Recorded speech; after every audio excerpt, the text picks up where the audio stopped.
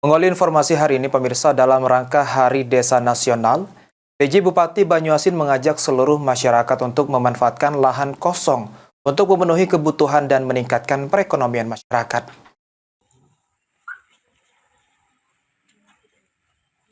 Pembina ABL, pasukan desa pendamping lokal desa. Dalam rangka Hari Desa Nasional 2025, pemerintah Kabupaten Banyuasin menggelar upacara serta penanaman benih jagung di Desa Tanjung Agung, Kecamatan Banyuasin 3, Kabupaten Banyuasin.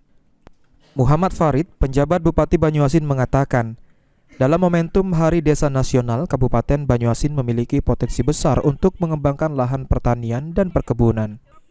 Ditambahkan Muhammad Farid, masyarakat yang memiliki lahan yang tidak terkelola agar bisa dimanfaatkan untuk menanam kebutuhan pokok.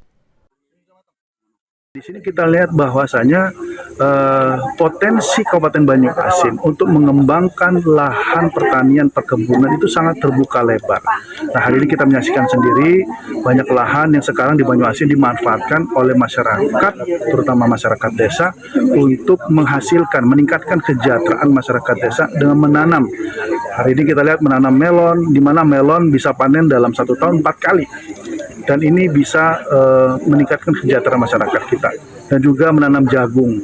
Kita dikenal sebagai juga kabupaten penghasil lumbung pangan nasional peringkat ketiga saat ini tahun 2025. Nah, ini harus kita pertahankan. Nah, bagaimana kita untuk meningkatkannya adalah dengan cara mengoptimalisasi lahan. Jawabannya adalah optimalisasi lahan. Jadi lahan-lahan yang saat ini tertidur, masyarakat punya lahan tapi tidak terkelola untuk pangan, ayo rame-rame kita manfaatkan lahan pertanian kita. Muhammad Farid berharap dengan memanfaatkan lahan kosong untuk kebutuhan pokok, masyarakat dapat terbantu serta bisa meningkatkan perekonomian masyarakat. Ridha Ilahi, PAL TV.